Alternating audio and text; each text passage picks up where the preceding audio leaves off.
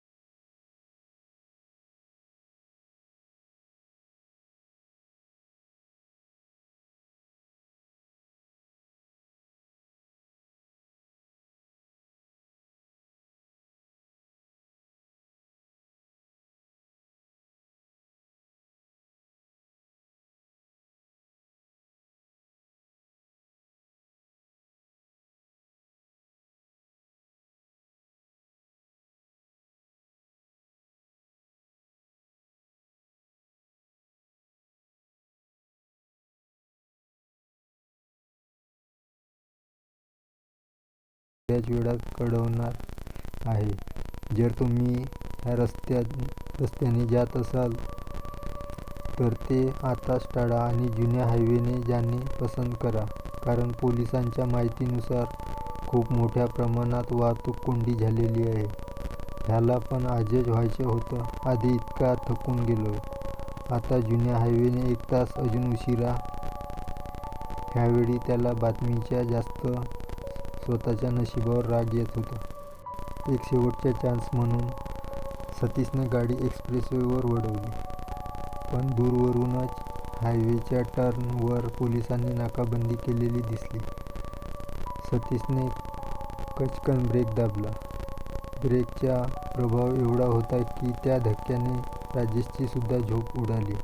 काय रे, गाडी का थांबवली? ते पण एवढे अर्जंट? आणि हे समोर पोलीस का आहेत रस्ता अडवून? सगळं ठीक आहे ना? राजेशने काळजीच्या स्वरात विचारलं.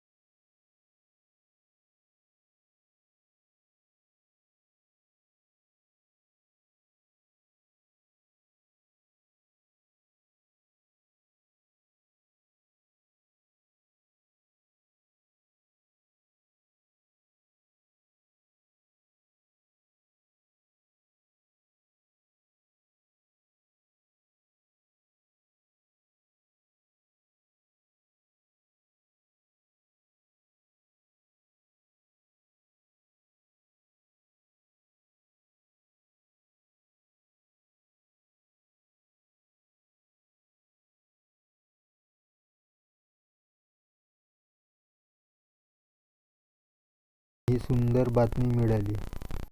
राहून राहून राजेशची सुद्धा निराशा झाली. निराशेने पुन्हा झोप यायचा प्रश्नच नव्हता.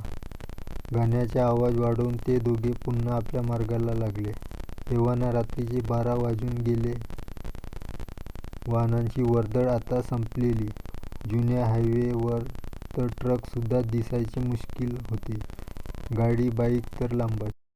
बघितलं, एवढं सामसूम होतं मगाशी सुद्धा, म्हणून उठवलं नाही तुला. मला काय रोजची सवय आहे, पण तू घाबरला असतास. पण आज रस्ता जरा जास्तच भकास वाटत आहे. असं नाही वाटत? खरंच आहे. एक्सप्रेसवेवर थोडी फार वर्दळ तरी होती. दोघांचं बोलणं चालूच होतं की तितक्यात त्याने गाडीच्या प्रकाशात रस्त्याच्या कडेला एक फलक दिसला. थोडं जवळ जाऊन बघितलं तर दोघांच्या भुवया उंचावल्या. सतीशने गाडी बाजूला लावली आणि दोघे पण आश्चर्याने समोर बघू लागले. कारण समोर फलक होता, पण पूर्णपणे रिक्त, रिकामा, जसं काही त्यांच्यावरची अक्षरे कुठेतरी गळून पडलेली. तो रिकामा फलक पाहून दोघांच्याही मनात जराशी शंका आली. फलक तर खूप जुना दिसतोय.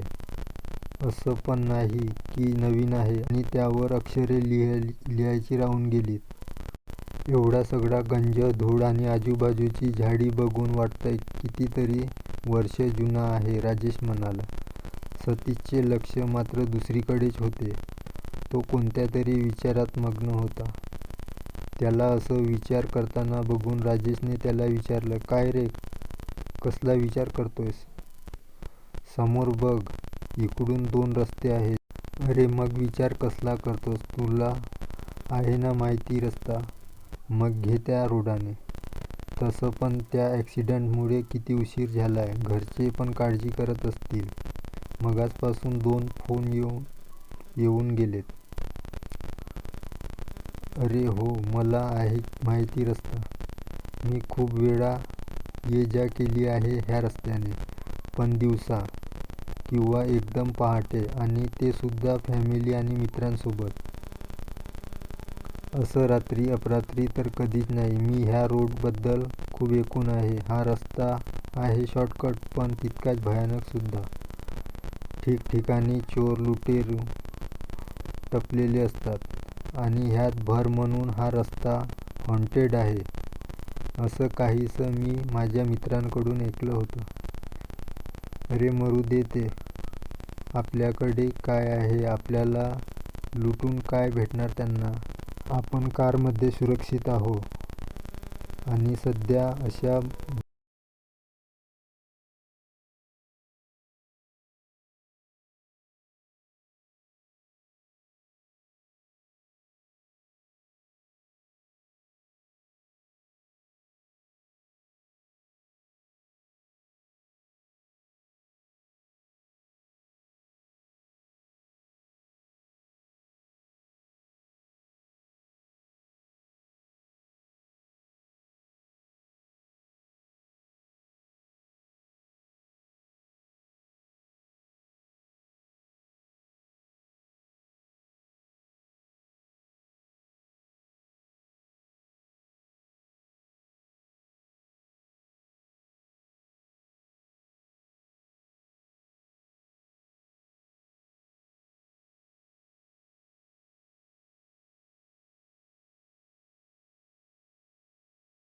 रस्त्याच्या लांब लांब पर्यंत काहीच पत्ता नव्हता. फक्त गाडीच्या हेडलाईटचा मोजका प्रकाश. गाडीच्या एसीमुळे गाडी पूर्णपणे कूलिंग होऊन थंडी वाजायला लागली. तशी सतीशने एसी बंद करून थोडा वेळ खिडकीची काच खाली केली.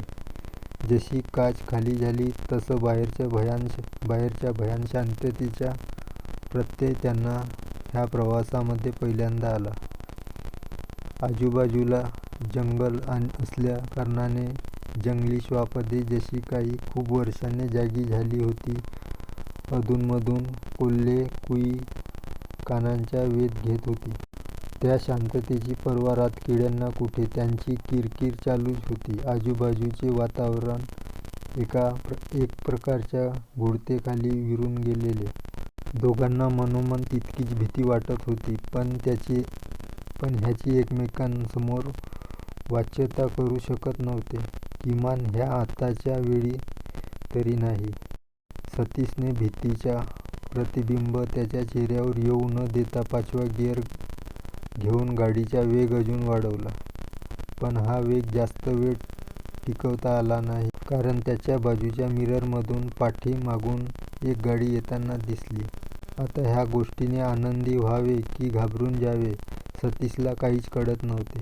त्याने गाडीतल्या सगळ्या काचा बंद केल्या आणि राजेशला ठणकावून सांगितले, पाठीमागून एक गाडी येते, ती आपल्याला ओव्हरटेक करून पुढे जाईपर्यंत काच उघडू नकोस. राजेशने त्याला संमती दिली. सतीशने गाडीचा वेग जरा कमी केला आणि मागच्या कारला जायला थोडीशी वाट दिली. थोडं वेळ जाऊ दिले, पण मागची गाडी काही ओव्हरटेक करत नव्हती. सतीशने थोडं कंटाळून पुन्हा एकदा मिररमध्ये बघितले आणि त्याने मिररमध्ये जे बघितले तिकडे बघून त्याची बोबडीच वळली. त्याच्या सर्वांगावरून एक शहारा येऊन गेला, कारण मगाशी जी गाडी त्याला दिसली होती तिकडे आता गाडी नसून एक ट्रक होता, भला मोठा. सतीशला काय करावे, काय बोलावे काहीच कळत नव्हते. अशा परिस्थितीत सुद्धा त्याने आपल्या गाडीवरचे नियंत्रण हलू दिले नाही आणि राजेश घाबरेल म्हणून त्यालाही ही गोष्ट सांगितली नाही. कदाचित मगाशी आपल्या बघण्यात काहीतरी चूक झाली असावी असा समज करून गाडी चालवू लागला.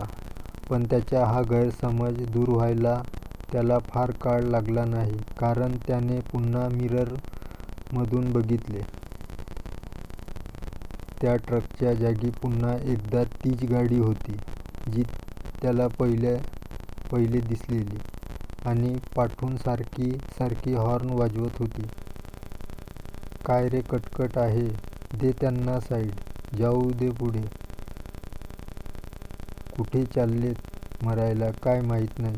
हॉर्न वाजवून अक्षरशः हैराण केलंय, राजेश संतापाने म्हणाला. सतीश तर पुतळ्यासारखा स्तब्ध झालेला, पण तरी त्याने गाडीला जायला साईड दिली तशी ती मागची गाडी सुद्धा पुढे जायला निघाली. गाडी जशी त्याच्या बाजूने चालू लागली तसे दोघांनी एकदम त्या गाडीकडे पाहिले. आणि आता घाबरायची वेळ एकट्या सतीशवर नव्हती तर राजेशवर देखील होती, कारण त्या गाडीमध्ये ना ड्रायव्हर होता ना कोणी अन्य व्यक्ती. पूर्णपणे निर्मनुष्य अशी गाडी आता त्यांच्या बाजूने त्यांच्याच वेगाने जात होती. ते दृश्य बघून दोघांचेही धाबे दणाणले. सतीशने गाडी नियंत्रणाबाहेर जाण्याआधीच अर्जंट ब्रेक मारला आणि दोघेही बर्फासारखे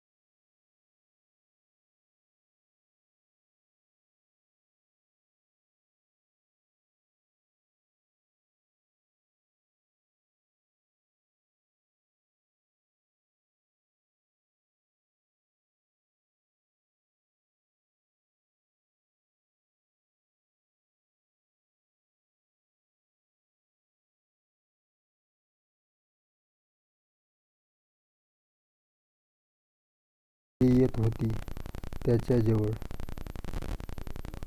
देवा, अजून कोणता अंत बघणार आहेस? राजेशने मनातल्या मनात देवाला धावा करत होता. सतीश, गाडी स्टार्ट कर, पळव इकडून लवकर. हवा जशी दगडाला आपटून जाईल तसे त्याचे बोलणे सतीशपर्यंत आपटून गेले, पण पूर्णपणे व्यर्थ.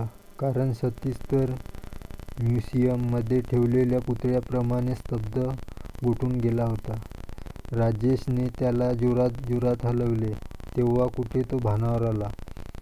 आता ती गाडी अजून जवळ आलेली, काहीतरी त्वरित करायला हवं.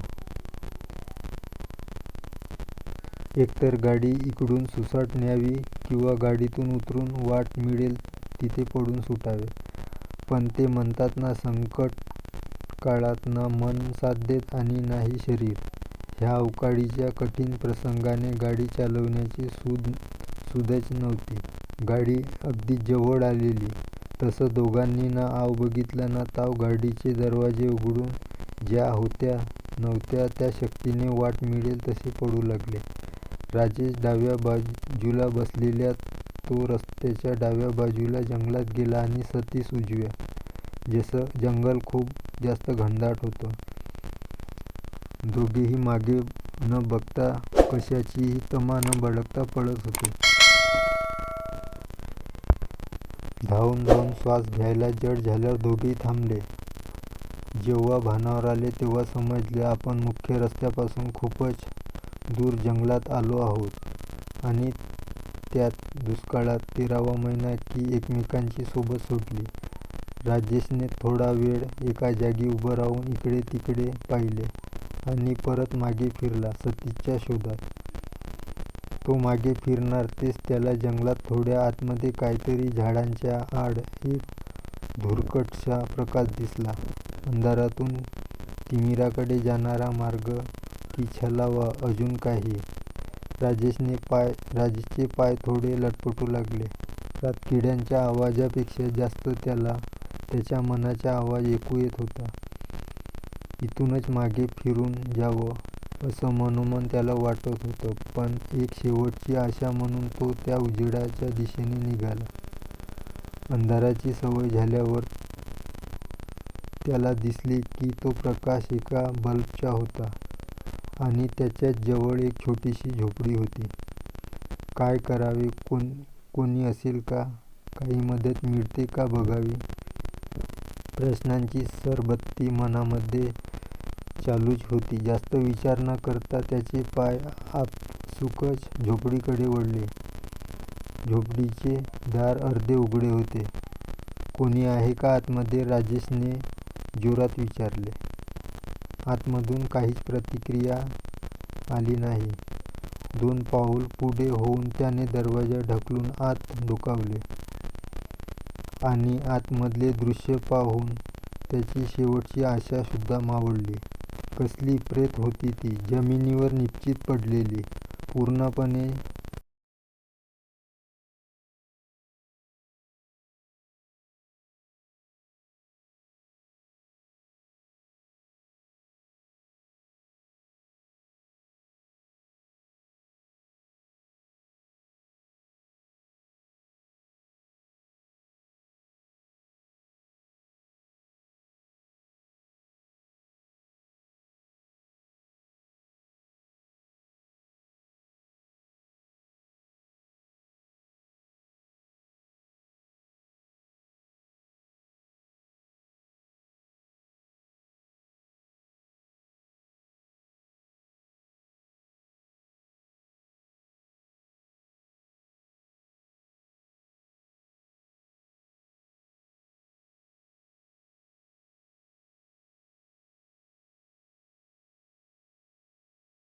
डोक्यामध्ये काय आले त्यालाच माहीत.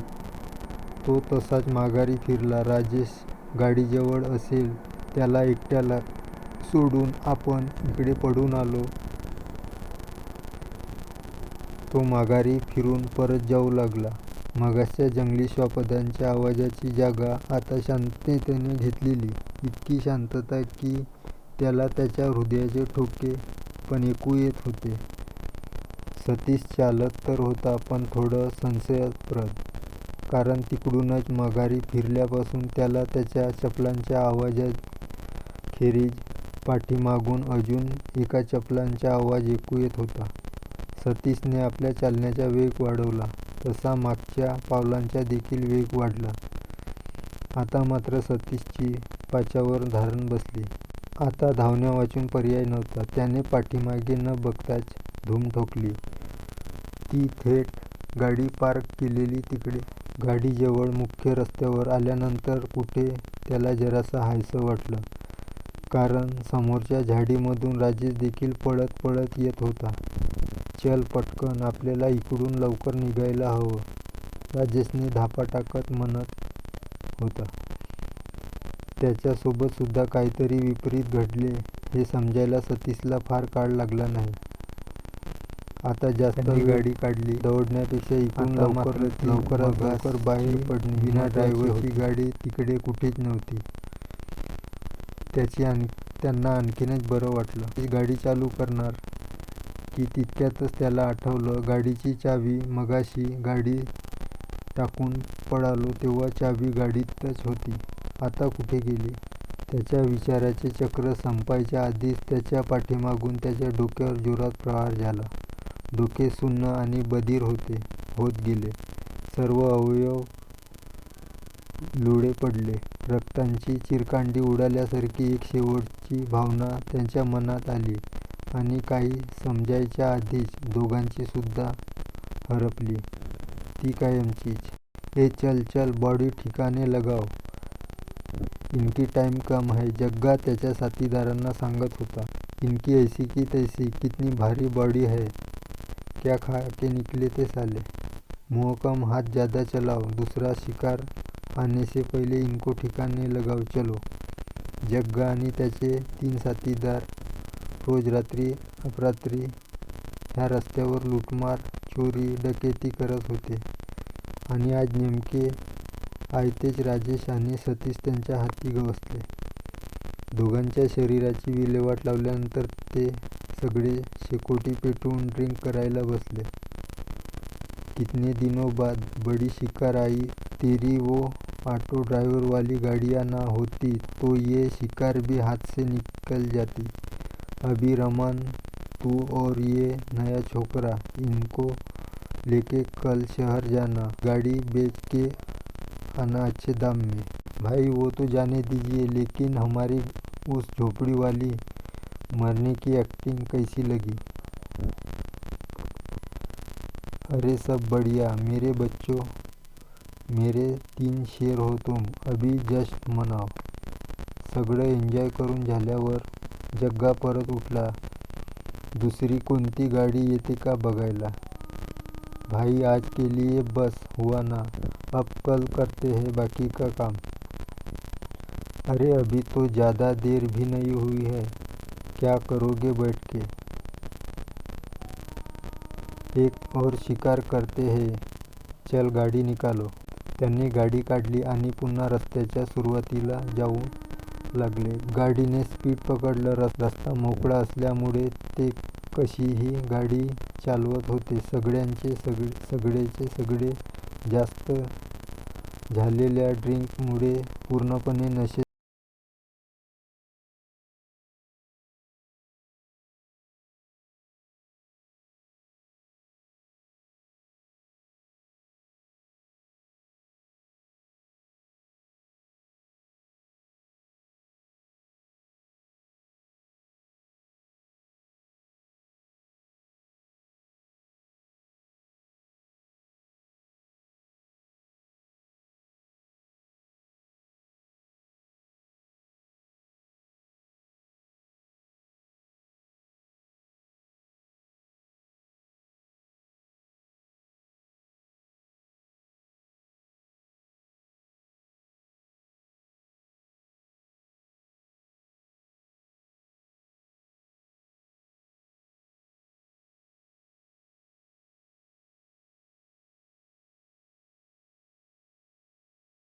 पडला होता. आसपास काय चाललंय हे समजायला त्याच्या मेंदूला थोडीशी कालावधी लागला. थोडा कुथत कसा बसा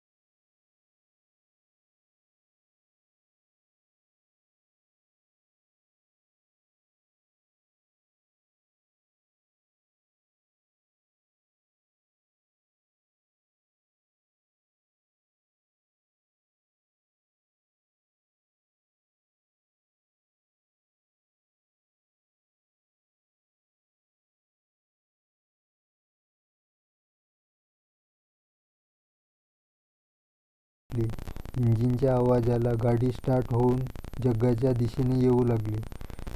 गाडीने एकदम वेग वाढवला.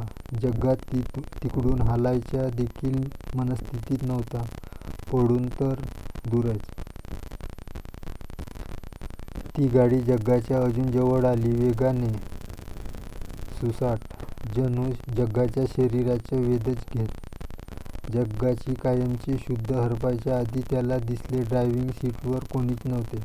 मित्रांनो, ही कथा तुम्हाला कशी वाटली कमेंट व लाईक करून नक्की सांगा व चॅनलवर नवीन असाल तर चॅनलला सबस्क्राईब करा. नमस्कार.